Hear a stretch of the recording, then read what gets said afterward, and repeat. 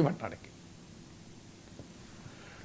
ఇక ట్రంప్ సలహాదారు Peter నవారో Russia Ukraine యుద్ధం మోదీ చేస్తోన్న యుద్ధం అంటూ కామెంట్ చేశారు. వాస్తవానికి ఇవాళ అన్ని పత్రికల్లోనూ అది వచ్చింది సార్, కానీ 24 గంటల ముందే నిన్నటి షోలో మనం మాట్లాడాం. మీరు డీటెయిల్డ్గా విశ్లేషణ కూడా అందించారు. ఆయన పీటర్ నవారో ఇంకా చాలా సీరియస్ కామెంట్స్ చేశారు సార్. భారతీయులు ఈ ట్రంప్ సుంకాల మీద అమెరికా విధించిన సుంకాల మీద చాలా అహంభావంతో వ్యవహరిస్తూ ఉన్నారు. దాంతోపాటు భారత్ ఒక ప్రజాస్వామ్య దేశం కాబట్టి ప్రజాస్వామ్య దేశమైన అమెరికా లాంటి దేశాల పక్కన ఉండాలి, పక్షాన నిలబడాలి. కానీ నియంతలు పాలిస్తోన్న చైనా రష్యాల పక్షాన నిలబడుతోంది, అంటకాగుతోంది అంటూ చాలా అగ్రెసివ్గా ఆయన కామెంట్స్ చేసిన పరిస్థితి. సో పీటర్ నవారో చెబుతూ ఉన్నారు సార్, అమెరికా పక్కన నిలబడండి, రష్యా చైనాల పక్కన కాదు అని చెప్పి. సో భారత్ ఏ పక్షాన్ని నిలబడాలి సార్? ఇది పీటర్ నవారో వ్యాఖ్యలు కన్నా కూడా దీన్ని ట్రంప్ వ్యాఖ్యలుగానే చూడాలి. ఎందుకంటే పీటర్ నవారో వైట్ హౌస్లో ట్రంప్ అడ్వైజర్, అందువల్ల ట్రంప్ పర్మిషన్ లేకుండా ఈ మాటలు అన్నాడు. ఆయన ఫైనాన్షియల్ టైమ్స్లో రాసిన ఆర్టికల్లో అన్న మాటలు ఇవి. సో ట్రంప్ అనుమతి లేకుండా ఫైనాన్షియల్ టైమ్స్కు పీటర్ నవారో రాసే ప్రసక్తే లేదు. ఎందుకంటే financial times is one of the world's most credible and leading news paper. So అందువల్ల ఫైనాన్షియల్ టైమ్స్లో వార్త అంటే దానికి ఆ ప్రాధాన్యత ఉంటుంది. ఎందుకంటే నాకు ఫైనాన్షియల్ టైమ్స్ నేను చాలా ఏళ్ళుగా చదువుతున్నాను. ఫైనాన్షియల్ టైమ్స్ నన్ను కోర్టు కూడా చేసింది. 2024 ఎలక్షన్ల తర్వాత Financial Times Delhi bureau chief John Reid మోడీకి ఎందుకు సీట్లు తగ్గాయని ఒక ఆర్టికల్ రాశాడు. ఆ ఆర్టికల్లో నన్ను కోర్టు కూడా చేశాడు. అందువల్ల I know what is the importance of financial times. So ఈ ఫైనాన్షియల్ టైమ్స్ అనేది ప్రపంచంలో వాల్ స్ట్రీట్ జర్నల్తో పోల్చగలిగిన పత్రిక. ఆ పత్రికలో వ్యాసం రాస్తే బట్టిగా రాస్తాడా? అంత కీలకమైన ప్రపంచంలో ఉన్న దేశాధినేతలు, ప్రపంచంలో ఉన్న సిఈఓలు చదివే పత్రికల్లో wall street journal, financial times ఈ రెండు ముఖ్యమైనవి. ఈ రెండు పేపర్లు చదవకుండా ఉండరు. సో ఈ రెండు పేపర్లు ఓపెన్ చేయకుండా ప్రపంచంలో ఏ దేశాధినేత ఉండలేడు. అలాంటి కీలకమైన పత్రికలో వ్యాసం రాస్తే దాంట్లో ట్రంప్ అనుమతి లేకుండా రాస్తాడా? ప్రాక్టికల్గా సాధ్యం కాదు. అందువల్ల డెఫినెట్గా ఇది ట్రంప్ వ్యాఖ్యలుగానే పరిగణించాలి. ఇక ట్రంప్ అమెరికా మనకు ప్రజాస్వామ్యం నుంచి పాఠాలు చెప్తే దయ్యాలు వేదాలు వల్ల ఇచ్చినట్టు ఉంటుంది తెలుగులో. అందుకే తెలుగు భాష గొప్పతనం ఇది. అద్భుతమైన సామెతలు ఉంటాయి. ట్రంప్ లాంటి డిస్క్రైబ్ చేయడానికి కూడా మనకు సామెత రెడీగా దొరుకుతుంది. సో అందువల్ల దయ్యాలు వేదాల వల్ల డెవిల్స్ కోటింగ్ స్క్రిప్చర్స్ అంటారు ఇంగ్లీష్లో కూడా. సో ఎందుకు అంటున్నానంటే మీకు అర్థం చేసుకోవాలి ఫస్ట్ నియంతలతో సంబంధాలు ఏంటి అని. ఇవాళ ట్రంప్ ఏమంటున్నాడు? Putin is my best friend అంటున్నాడు. అలాస్కాలో ఎవరితో కలిశాడు ట్రంప్? పుటిన్తోనే కదా కలిసింది. మరి ఎందుకు నియంతతో కలిశాడు? అసలు మాట్లాడటానికి ఏమైనా అర్థం ఉండాలా? ఇప్పుడు భారత ప్రధానమంత్రి చైనా వెళ్ళి జింపింగ్ మోడీలతో కలవడాన్ని అమెరికా డైజెస్ట్ చేసుకోలేకపోతుంది. అసలు అమెరికా అజీర్ణంతో ఉరుకుల పరుగులు తీస్తుంది. అడ్డగోలుగా తిని కడుపు ఇబ్బంది పెడుతుంటే పరుగులు వాకింగ్ చేస్తుంటాడు. చూడు, ఎన్నడూ వాకింగ్ చేయనోడు చేస్తుంటాడు. అటు తిరుగుతుంటాడు. ఏం చేయాలో అర్థం కాదు. కానీ తలకాయ తిరిగిపోతుంటుంది. సోడా తాగుతుంటాడు. కానీ ఇంకా అజీర్ణం బాధ భరించలేడు. ఇప్పుడు అమెరికా పరిస్థితి అది. అమెరికాకు ట్రంప్కు పెద్ద ఎత్తున అజీర్ణం వచ్చింది. ఈ అజీర్ణాన్ని మోడీ కలిగించాడు. ట్రంప్కు అజీర్ణానికి, అమెరికాకు అజీర్ణానికి మోడీ చర్య కారణమైంది. జింపింగ్ పుటిన్లతో కలవడం. సో అందులో జింపింగ్తో కలవడం, పుటిన్తోనైనా కలవడంలో ఆశ్చర్యం లేదు. ఇండియా రష్యాకి చాలా కాలంగా రిలేషన్. కానీ జింపింగ్తో కలవడాన్ని భరించలేకపోతున్నారు. కానీ నా క్వశ్చన్ ఏంటంటే, అయ్యా ట్రంప్ మహానుభావ, ఓ పీటర్ నవారో, అలాస్కాలో ట్రంప్ ఎవరితో కలిశాడు? ప్రజాస్వామ్య నాయకులతో కలిశాడా, నియంతతో కలిశాడా? మై బెస్ట్ ఫ్రెండ్ అని పుట్టిన ఎందుకు చెప్తున్నాడు? ఇవాళ పోనీ అది పక్క పెడదాం. నియంత ఏలుతున్న దేశంతో కాదు, ప్రజాస్వామిక అమెరికాతో కలవండి అని సలహా ఇస్తున్నారు. అయ్యా ట్రంప్, మీరు ఏ రకంగా వివరిస్తున్నారు? ప్రజాస్వామిక భారతదేశం పైన 50% టారిఫ్, నిరంకుశ చైనా పైన 30% టారిఫ్. మరి ఇదేం ప్రజాస్వామ్య పాఠం? నిరంకుశ చైనా పైనేమో 30% టారిఫ్, డెమోక్రటిక్ ఇండియా పైన 50% టారిఫ్.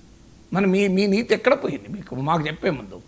అలాగే భారత్ పైన 50% టారిఫ్, ప్రజాస్వామిక భారత్ పైన 50% 50% టారిఫ్ ఆగస్టు 27లోనే అమల్లోకి వచ్చింది వెంటనే. మరి చైనా పైన నిరంకుశ చైనా నియంత ఏలుతున్న చైనాకు టారిఫ్ 90 డేస్ మీరు గ్యాప్ ఇచ్చారు, వాయిదా వేశారు, 90 రోజుల పాటు అనుమతి అమలు కాక. దీని సంగతి ఏమని చెప్తారు మీరు? సో అందువల్ల నియంతలు ప్రజాస్వామ్యం గురించి మాకు పాఠాలు చెప్తే ఎట్లా? అసీం మునీర్ ఏ ప్రజాస్వామ్యవాది? అసీం మునీర్ గొప్ప డెమోక్రట? అసీం మునీర్ని ఏ ప్రజలు ఎన్నుకున్నారు? అసీం మునీర్ ఒక నిరంకుశ సైన్యాధిపతి. మీరు అసీం మునీర్ని కలవడం ఇది హానర్ అన్నారు కదా, మా మోడీని కలవడం హానర్లే.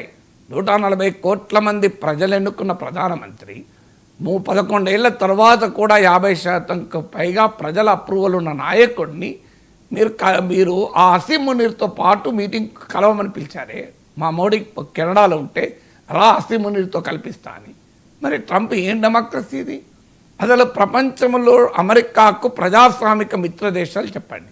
మీరు కళ్ళు మూసుకొని which are democratic nations which are friendly to America పేర్లు చెప్పమనండి, మీరు దొరకాయి. యూరప్తో తగాదా, కానీ సౌదీ అరేబియా యుఏఈ షేకులతో ఫ్రెండ్షిప్.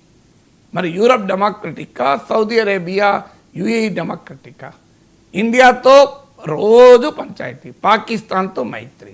మరి మీరు డెమోక్రసీని చూజ్ చేసుకున్నారా, మీరు డిక్టేటర్షిప్ చూజ్ చేసుకున్నారా? ఇవాళ ప్రపంచంలో అమెరికా మిత్రులు ఎవరు అంటే బోల్సనారో లాంటి ప్రజాస్వామ్య ముసుగులో ఉండే నియంత, సౌదీ యుఏఈ షేకులు, మిలిటరీ నియంతలు, వీళ్ళే కదా మీకు అమెరికాకు ఫ్రెండ్స్, అలైస్. అందువల్ల మీరు మాకు ప్రజాస్వామ్యం గురించి పాఠాలు చెప్తే ఇక అంతకన్నా ఏముంటుంది? ఆలోచించాలి ఇక మనం. సో ఎలా నవ్వాలో ఎలా ఏడవాలో కూడా అర్థం కాని పరిస్థితి. అందువల్ల మొదలు ట్రంప్కి అర్థం కావాలి, అమెరికా ప్రపంచంలో ఎక్కడ డెమోక్రసీని ప్రమోట్ చేసింది చెప్పండి. ఏ కంట్రీలో డెమోక్రసీని ప్రమోట్ చేసింది?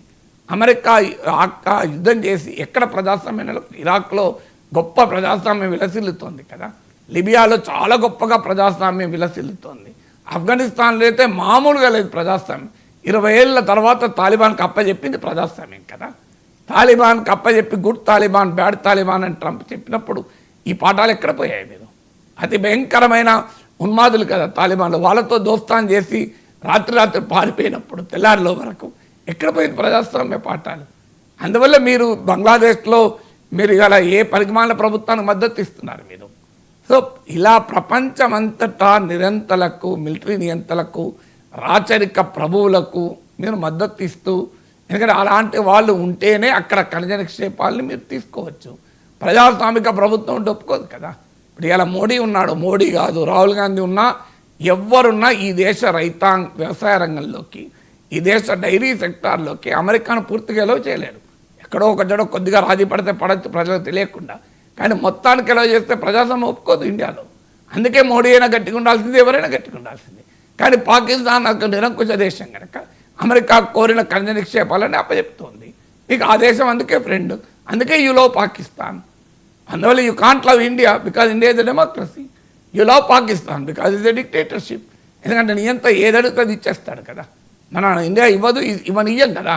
ఈ దేశంలో మీడియా ఉంటుంది, ఈ దేశంలో పార్లమెంట్ ఉంటుంది, ఈ దేశంలో జ్యుడిషియరీ ఉంటుంది, ఈ దేశంలో సివిల్ పౌర సమాజం ఉంటుంది. ఈ దేశం ప్రజాస్వామిక దేశం. అందువల్ల ప్రజాస్వామ్యం గురించి, నియంకుశత్వం గురించి అమెరికా మాట్లాడితే ఆశ్చర్యంగా ఉంటుంది. అయినా చైనాలో ఏ ప్రభుత్వం ఉండాలి ఇండియా నిర్ణయించదు. ఏ ప్రభుత్వం ఉన్నా చైనాతో వ్యవహరించక తప్పదు, because they are our neighbours. You can't change geography. మీరు దేన్నైనా మార్చగలుగుతాం, జాగ్రఫీని మార్చగలుగుతామా? సో మీ భారతదేశంలో ఉన్న పొరుగు దేశం చైనా, దాన్ని కాదనగలమా? సో చైనాను ఎవడు పాలించాలన్నా చైనా ప్రజలు నిర్ణయించుకుంటారు. భారతదేశం అమెరికా కాదు, ప్రపంచంలో ఎవడు ఎక్కడ పాలించాలని నిర్ణయించడానికి అమెరికా నిర్ణయిస్తుంది. బ్రెజిల్లో ఎవరు పాలించాలి, ఇరాక్లో ఎవరు పాలించాలి, లిబియాలో ఎవరు పాలించాలి, ఇండియా నిర్ణయించారు. We respect even small countries, Bhutan, Nepal లాంటి చిన్న దేశాలు, మాల్దీవులను కూడా గౌరవించిన దేశం భారతదేశం. అందువల్ల పాకిస్తాన్లో ఎవడు అధికారంలో ఉండాలి, చైనాలో ఎవడు ఉండాలి, రష్యాలో ఎవడు ఉండాలి, మేం కాదు కానీ నిర్ణయించేది. రష్యాలో పుటిన్ ఉండాలి, ఇంకోరు ఉండాలని ఇండియా నిర్ణయిస్తుందా? పుటిన్ ఉన్నా లేకపోయినా మాకు ఫ్రెండ్షిప్ ఉంది. ఇవాళ సోవియట్ యూనియన్ కాలంలో కూడా ఫ్రెండ్షిప్ ఉంది, కమ్యూనిజం ఉన్నప్పుడు ఉంది, క్యాపిటలిజం వచ్చినాక కూడా ఉంది. సో అందువల్ల అమెరికాకు అర్థం కావాలి, ట్రంప్కి అర్థం కావాలి, ఇండియా డెమోక్రసీ కనుకనే యు లవ్ పాకిస్తాన్. అది మొదలు దానికి ఆన్సర్ చెప్తే ఇంకా దేనికి